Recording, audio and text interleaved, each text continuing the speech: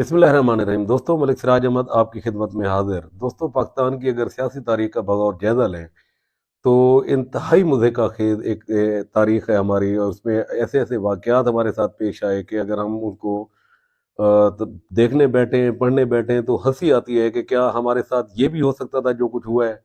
एक अजीब-ओ-गरीब एक अफरा तफरी की एक सियासी तारीख़ जो हमें कभी नहीं पढ़ाई गई, ना हमारे मुताला पाकिस्तान के अंदर ये चीज़ें हमें पढ़ाई गई, ना ना ही हमें जो है ना जो माशरती उलूम है जो हमारी, जो उसके अंदर हमें पढ़ाया गया। मैं आपको एक छोटी सी बात बताता चलूँ कि ख्वाजा नाज़मुद्दीन हमारे पाकिस्तान की जो तहरीक आज़ादी थी उसके अंदर एक बहुत बड़ा नाम था। बंगाल के एक बहुत बड़े लीडर, मुत्तहदा बंगाल के वज़ीर आज़म रहे और पाकिस्तान के भी प्राइम मिनिस्टर थे। एक सियासी कद-काठ के आदमी, कमिटेड पाकिस्तान के साथ, जिन्होंने पाकिस्तान के लिए दिन रात मेहनत की। तो वो प्राइम मिनिस्टर ऑफ पाकिस्तान थे। एक दिन वो जुमा का दिन था और वो उस दिन जुमा नमाज की तैयारी कर रहे थे, तो उनको पैगाम मिला कि governor general of Pakistan Malik Ghulam Mohammad साहब आपको याद कर रहे हैं, वो आपसे मिलना चाहते हैं फौरी तौर पर। तो वो फौरी तौर पर ख्वाजा नाज़मुद्दीन जो है ना वो गवर्नर जनरल हाउस पहुंचे, और वहाँ पर जब वो गवर्नर जनरल साहब के सामने पहुंचे तो उन्होंने उनसे पूछा कि जनाब, आपने मुझे कैसे याद किया।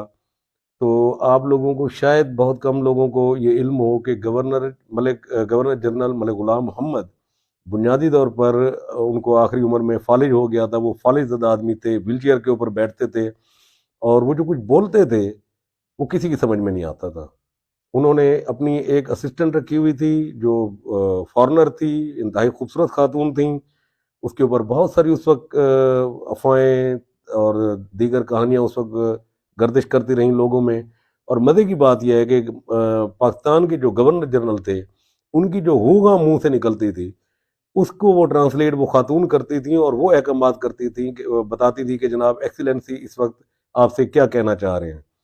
तो आप हैरान होंगे कि एक ऐसा शख्स मुल्क का गवर्नर जनरल बन गया जिसको, जो अपने मर्जी से ना कुछ एक कदम चल सकता था, ना बोल सकता था, ना उसकी बात किसी की समझ में आती थी। तो खैर, ख्वाजा नाज़मुद्दीन जब उनके सामने पहुंचे तो गवर्नर जनरल ने उनको देखते ही उनके चेहरे पे नागवारी के तासरात उभरे। उन्होंने बड़ी नाराज़गी और खफगी का इजहार करते हुए उनके मुंह से कुछ हू गांग निकली, और ज़ाहिर है वो उनको समझ तो नहीं सकते थे। उन्होंने सवालिया नज़रों से उन खातून की तरफ देखा जो उनकी असिस्टेंट थी। तो उन्होंने कहा कि एक्सीलेंसी कह रहे हैं, आई डिसमिस यू। एक मादूर व्हील चेयर पर बैठे गवर्नर जनरल ने ख्वाजा नाज़मुद्दीन जैसे शख्स को, जिसका तहरीक पाकिस्तान में किरदार था, जो मुत्तहदा बंगाल का प्राइम मिनिस्टर रहा, जिसने पाकिस्तान की आज़ादी के हसूल की खातिर जदोजहद की, एक कदावर सियासी शख्सियत, उनको एक मादूर शख्स ने बैठकर एक ऐसे लफ्ज़ कहे जो वो खुद भी नहीं बोल सकते थे, और उनकी असिस्टेंट ने ये कहा कि गवर्नर जनरल साहब कह रहे हैं कि आई डिसमिस यू। दोस्तों, हमारी सियासी तारीख का अलमिया यही है कि हम में से जितने भी पावरफुल लोग थे, जब वो उस मनसब के ऊपर पहुंचे तो उनकी हालत गवर्नर जनरल मलिक गुलाम मोहम्मद से मुख्तलिफ नहीं थी। गो के बज़ाहिर वो ठीक थे, लेकिन जैसे ही वो उस कुर्सी पर पहुंचे तो उन्होंने उस फालिज ज़दा शख्स का किरदार अदा किया जैसे गवर्नर जनरल मलिक गुलाम मोहम्मद ने अदा किया। उनके अहकामात इस तरीके से आते थे कि उनको ट्रांसलेट कोई और करता था।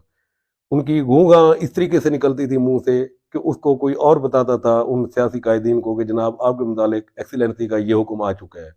आज जब हम अपनी इस तारीख को देखते हुए, आज जब हम अपने हाल के ऊपर नज़र करते हैं, तो जो कुछ साबिक प्राइम मिनिस्टर इमरान खान कह रहे हैं, तो मेरा ख्याल है किसी हद तक वो ठीक भी है।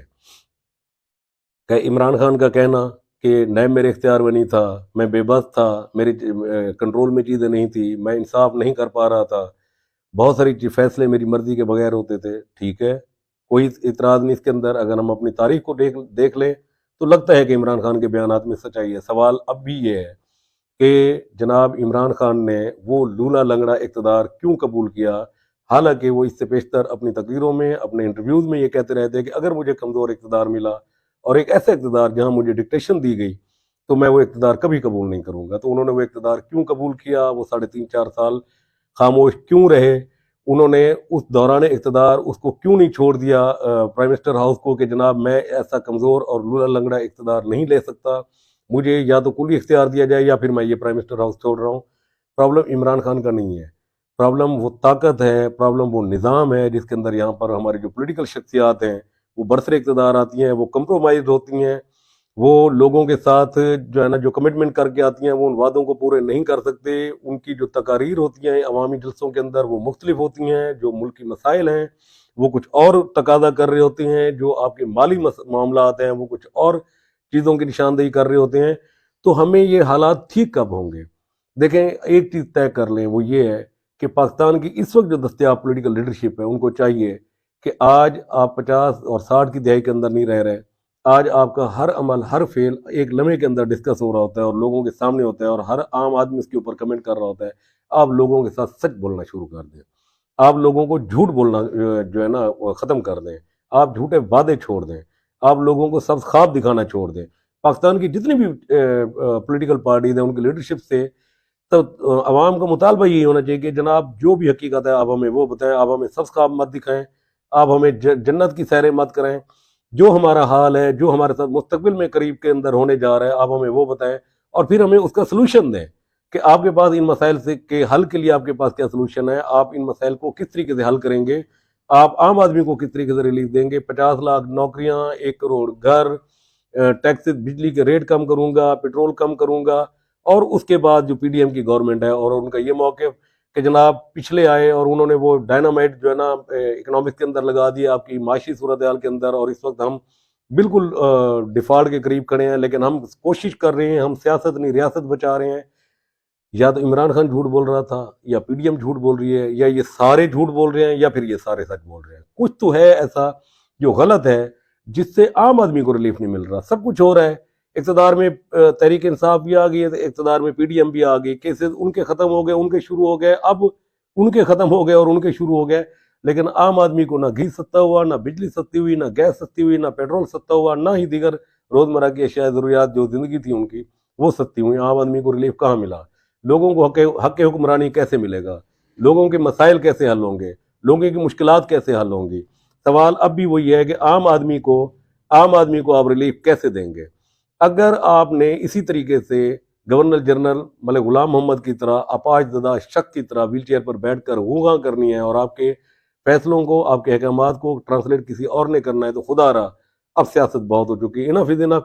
آپ اس طرح کی سیاست مت کریں. آپ اس طرح کی جو لوگوں کے ساتھ ان کی امیدوں کا جو کھلواڑ ہے وہ مت کریں. آپ لوگوں کو حقائق بتائیں. لوگوں کو یہ پتہ ہونا چاہیے کہ ان کے ساتھ آگے ہونے کیا جا رہا ہے. اگر مشکل حالات ہیں تو وہ حالات ان کو آگے نظر آئیں گے کہ جی ہاں جی ہم ان کو فیس کریں گے.